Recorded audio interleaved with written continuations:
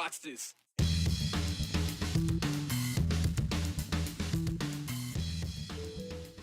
Ahead on this Thursday edition of the 208. A federal lawsuit against two former Idaho lawmakers is now dismissed at the request of the person who filed it. Ahead, we'll explain why convicted rapist Aaron Von Ellinger and former Idaho Representative Priscilla Giddings will not have to go to federal court over a First Amendment issue. We know times in the news, it moves fast. For example, this show is free to stream on phones, TVs, tablets, watches, you name it. But watching the news, it wasn't always that easy. Remember the days of rabbit ear technology? Well, we're taking a look at the evolution of television TV as KTVB celebrates 70 years as Idaho's news channel. Under the banner of So Idaho, the Emmett Cherry Festival. Are the cherries ready? Yes and no. We'll explain. Andrew Bartline drives into the history for us, so here we go. An update on a story we have followed for several years here on the 208. The State House intern who was raped by former Idaho lawmaker Aaron Von Ellinger in 2021 has dismissed her federal lawsuit against him and another former Idaho lawmaker, Representative Priscilla Giddings. And this was a completely separate court filing, by the way, from the criminal trial of Von Ellinger. You may remember the convicted rapist was sentenced to 20 years in prison. So this was a separate matter. Now, Jane Toad tells KTVB that continuing the legal processes for her would only entail more harassment from Von Ellinger's supporters. Now, the suit was filed originally because Jane Doe claimed that she was being doxxed and harassed after Giddings shared a post from a blog onto her official government Facebook page in April of 2021. Now, the post intentionally exposed Doe's identity and details of her personal life. Doe said in the lawsuit that she believed the action violated her First Amendment rights. Doe told our Alex Duggan today on the phone that the assault trial and lawsuit has taken so much time and energy of her life, and it would call for more years of going to court and dealing with the re-traumatization of the assault. She says she wants to move on. She summed up her views saying, quote, "What happened to me is so irrelevant to who I am. There is so much more to me," Doe said. "You light your own fire in spite of everyone else." And as you've noticed, I am not Brian Holmes. He is off today. That's your big news flash. But let's continue the show going back 24 hours for you. We brought you developing news out of the West Bonner County School District.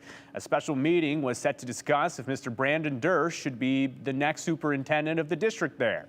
And the meeting ended yesterday with no action. The board removed the item from the agenda by a vote of 3-2. And long story short, new evidence was discovered by board members, and there are concerns now about, quote, improper and unprofessional discussions on the hiring of Durst between district employees and legal counsel.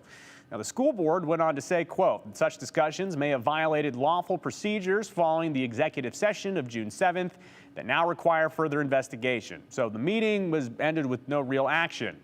Next action is subject to the call of the chair, so we'll keep tabs on that. But as we told you, folks in attendance, they were pretty unhappy. They wanted to see Durst become the new superintendent. And in the aftermath of the meeting, you're going to hear this in the background here, some booing, some insults, clearly some anger, clearly some emotion in the room. Now, one person was highlighted in social media pictures and videos from the event because of their status as an Idaho lawmaker. It's Representative Heather Scott.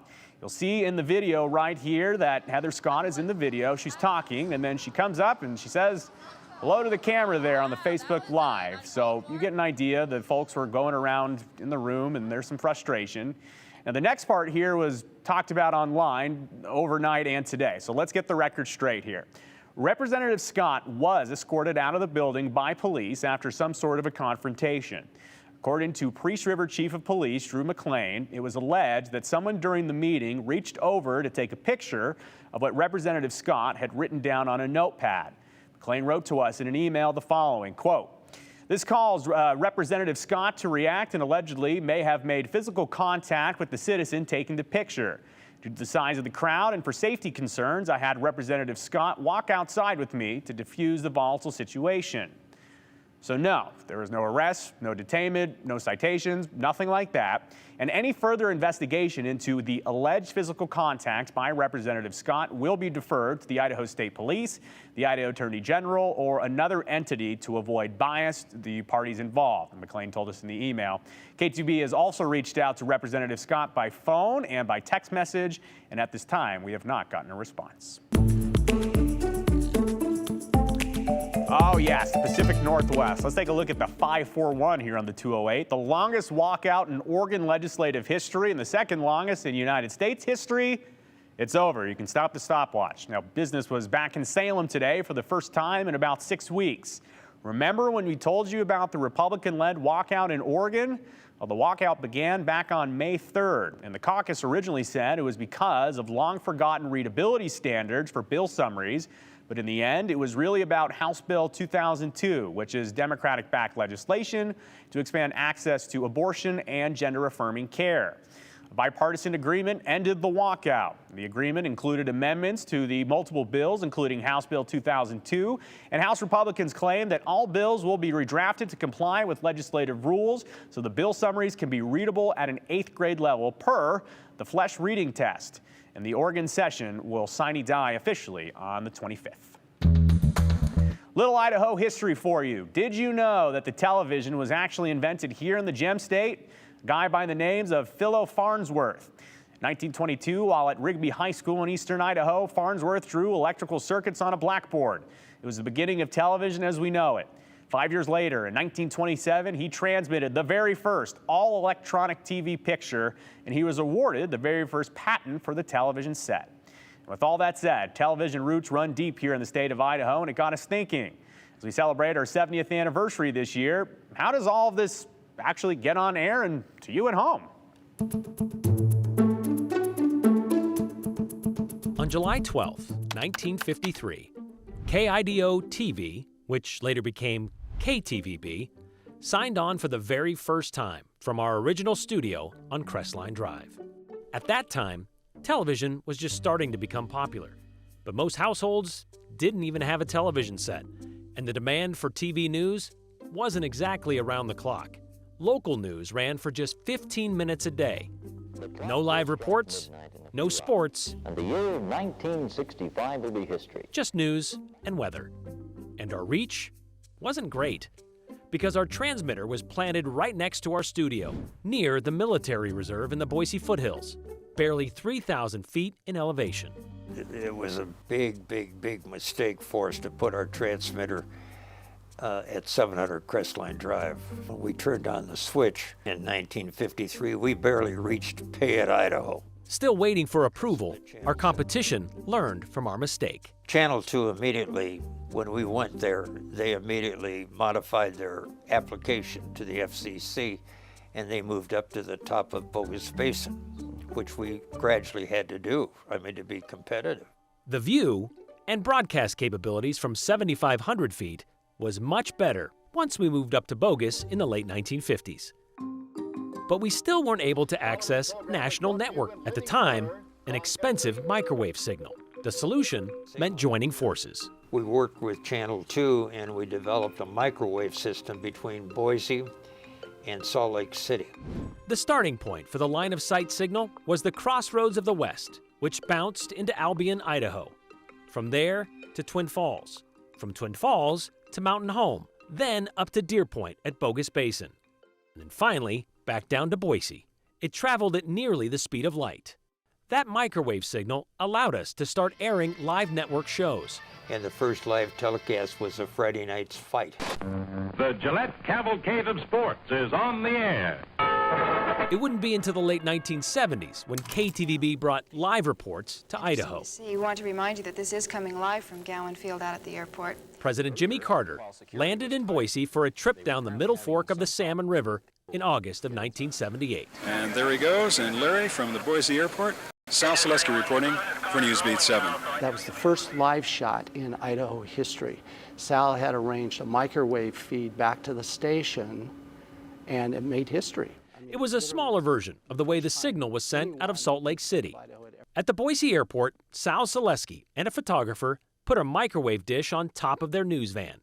pointing it directly toward our Deer Point transmitter, which then bounced that signal back down to the KTVB studio. If you had line of sight to Deer Point, the top of, Bogus Basin, you could get a live shot done. We've come a long way from the days of the Newsbeat 7 live van. So today we can do microwave live shots, we can do satellite live shots, and we can do bonded cellular from anywhere in the country. With a pack carried on backs. So that's how we get it to your house. But how about how we get news in-house? That has also evolved. Everything we had on the air came from a 8mm, 16mm film. It was kinescope. When I arrived here in '75, we were all shooting film. So you go out with your sound cameras and shoot your story, then you have to come back, put it in the film processor, which was always a gamble. Get it out of the processor and then physically edit, splice the film together.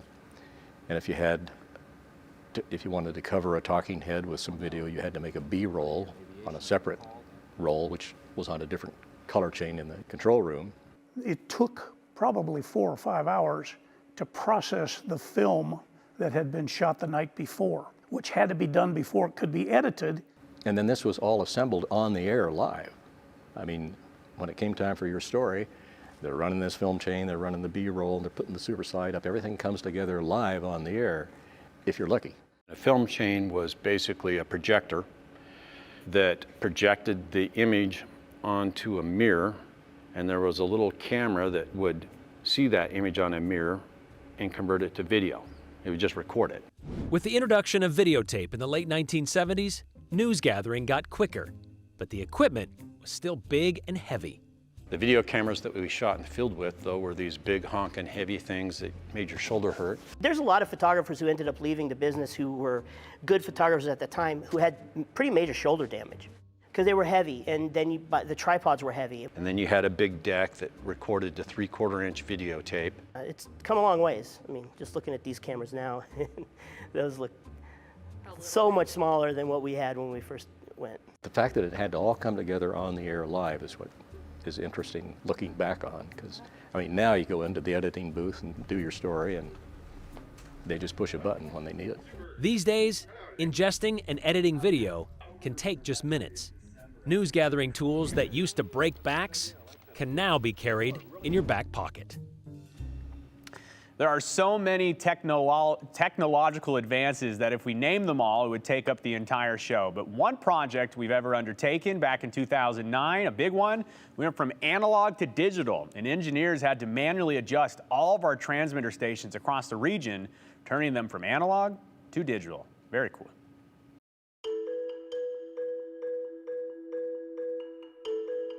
When you think Idaho staples, there are some obvious answers. Yes, you can yell potato at your screen at this time, but on a more localized level, over in Emmett, Idaho, it's all about the cherries this time of year.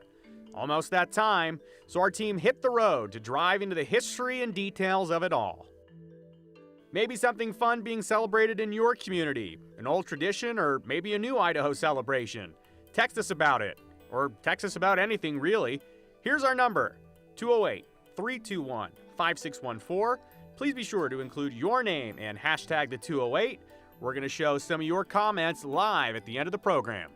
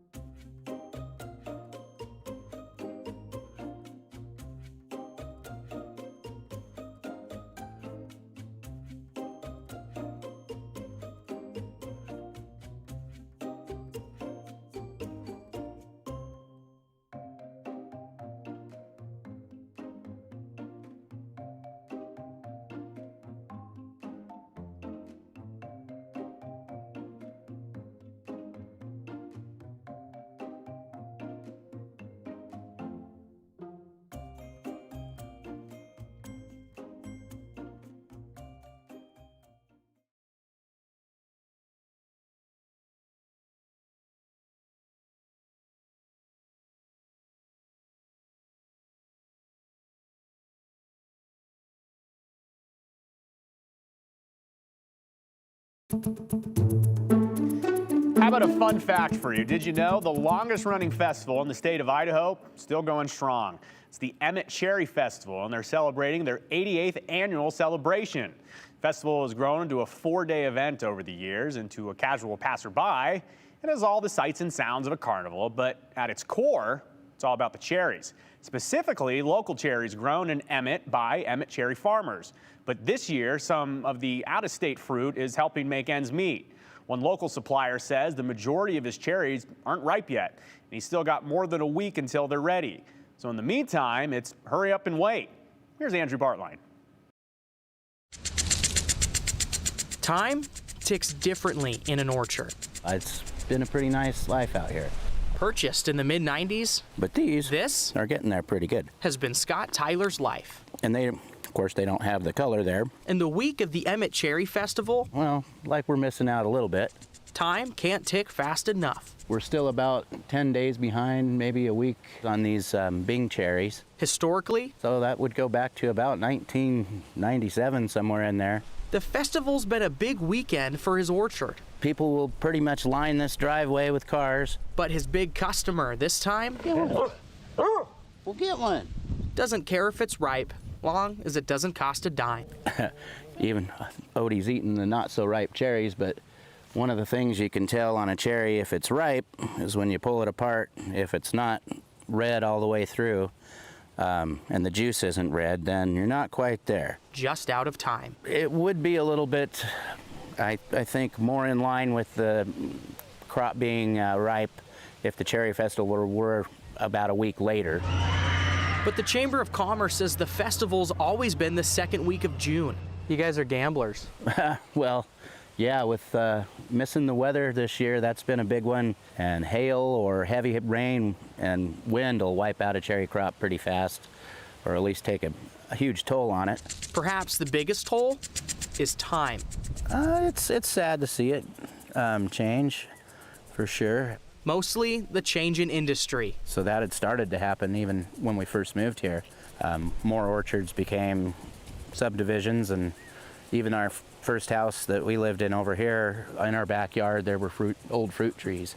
It started to change the business too. At the same time, now it's kind of more of an agro-tourism kind of thing is what I guess you could call it now, where we do have a lot of people that are coming over here to recreate. 88 years and counting. I remember hearing the sprayers going at night. Counting the changes. Gosh, they're just such a short accounting for the time. Window of opportunity to have them, to get them fresh. And there's just nothing like them when you taste one right off the tree.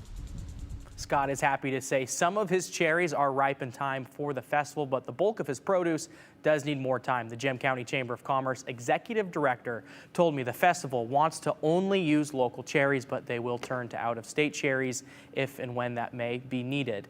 And that depends on a lot of factors. Storms can come in, knock cherries off branches, destroy cherries. Freezing weather can kill those cherries too, and maybe even the bees don't pollinate quite as much as they need them to that year as well. So Joe, there's a lot of different factors. Yeah. The good news is it's not like Scott's going to be out a ton of money.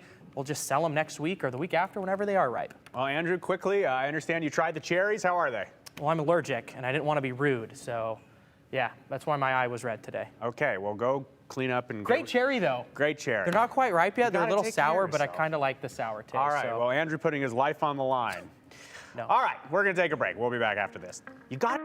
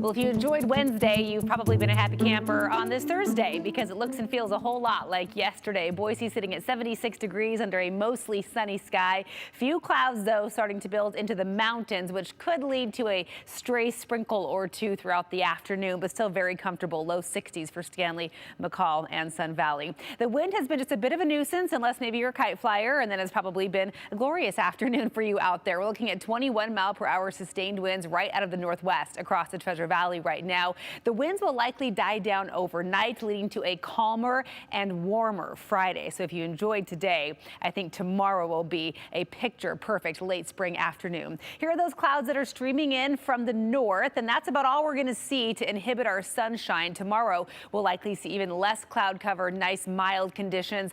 Don't get too used to the warm, dry weather, though, because on Sunday, Father's Day, we have a Gulf of Alaska system that will drop in a winter-like system. So winter-like, in fact, that look at my headline here. Light snow is possible above 6,000 feet by Monday morning into Tuesday. So if you are headed to the Emmett Cherry Festival, the weather for the next 3 days looks gorgeous. We'll see those mid-80s around the Treasure Valley by Saturday. But then the bottom kind of drops out. We get some weather whiplash by Monday, Juneteenth. Highs only at 69 degrees in Boise with a chance of some scattered showers. First day of summer, though, looks pretty nice. We're back into the mid-70s by next week. Oh, looking good. Thank you so much, Rachel. Well, Idaho became a territory back in 1863. So the lands here, they have some stories to tell, even ghost stories. But don't worry, this won't be too spooky. We have a story for you about the lost city in American Falls. Earlier this month, KTVB's Brenda Rodriguez went out to Bingham County for an investigative story. On the way, she snapped this picture and tweeted, "I'm in American Falls this morning. Does anyone know what that building in the middle of the water is?" Well, it turns out that building is a part of a city that is now underwater. It's not Atlantis, but it is the only standing structure left. And that city was the original American Falls town site. It was located next to a series of cascading falls that the Bureau of Reclamation wanted to utilize. So they built a dam, which was one of 6 large water storage facilities along the Snake River. And in 1925, the reservoir behind the new American Falls Dam was filled. The Bureau of Reclamation bought or condemned property so they could fill the reservoir, and the entire town had to move up the hill or else they'd be underwater. So the old town, as Power County calls it, did go underwater. And the building Brenda asked about is the grain elevator from the Oneida Milling and Elevator Company. The exterior of the building couldn't be moved when the rest of the town was in 1925, so it's still sitting there in the water. You can wave hi. Well, we found that the registration papers to make the Oneida Grain Elevator a National Historic Place. Back in 1993, the Idaho State Historic Preservation Officer, John R. Hill, submitted the application claiming the grain elevator is associated with events that have made a significant contribution to the broad patterns of our history. I guess that's true. Oh, look at that, because we are talking about it right now in the history segment. And apparently later in the summer, when the reservoir levels are lower, the levels I should say, you can actually see some of the foundations of the old town. Maybe we'll have to get the chance to get out there later this year and show you. As for American Falls, we know today that lies a half-mile southeast from the old town site.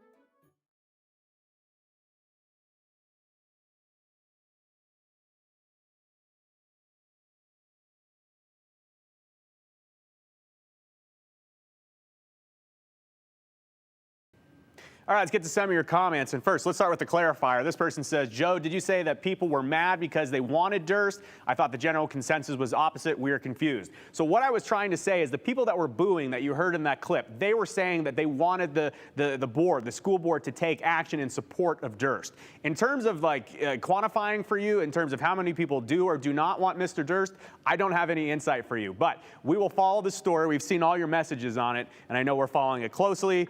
Time for one more. This person says they remember doing a show on KTVB in 1974. Send us your memories. We're celebrating 70 years.